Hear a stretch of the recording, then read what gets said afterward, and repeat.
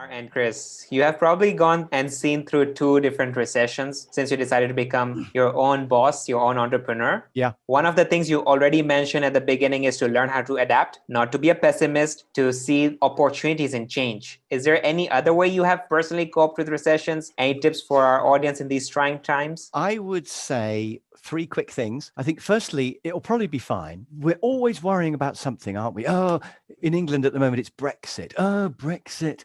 I didn't vote for it, but I'm sure it'll be fine. And I think we always have the next thing to worry about. It's almost like human nature. I turned up to do a course once and somebody said to me, "Yes, aren't you worried?" And I said, "What about?" "Oh, well, Donald Trump's having a meeting with Kim Jong-un and there might be a nuclear war." And I'm thinking, well, why worry about that? I can't do anything about it. And it'll probably be fine.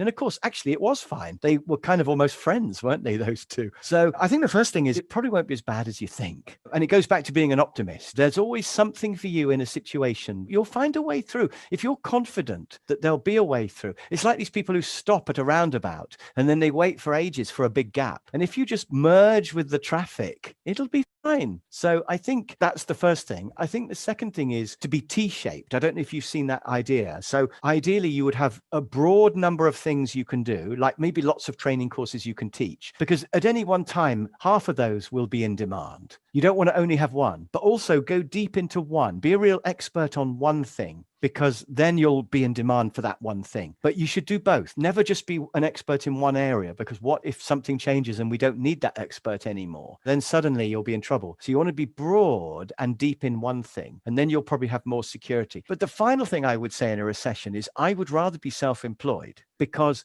if you work for a company and their sales drop by 10%, that could be enough to make them loss making. And suddenly they're going to go bust. Or maybe they decide to make some cuts and they decide you are one of the people who get cut, even if you're doing a perfectly good job. So it's not in your control. So I think working for a company in a recession is quite risky. Whereas if you're self-employed and you have a reduction of 10% in your work, then all that happens is either you earn a little bit less, but it's still okay, or you have to work a little bit harder to earn the same amount. And you can still do that. You know, you lose one customer, you can just try a bit harder, do a bit more selling and get another customer. It's within your control to recover and be okay. And you don't lose everything. Whereas all your eggs are in the same basket if you work for an employer. So people think being self-employed is less secure. I think the opposite. I think it's more secure in a recession. I wouldn't suddenly go self-employed right now because a recession is coming. But I think generally it's worth thinking about self-employment as an option. What is there that you can do and sell? And don't be frightened of selling, because you can learn it. And I think if you can be self-employed, then I think you're much better equipped to cope with whatever comes along. So there we are. I think that would be my recession-proof answer as an optimist.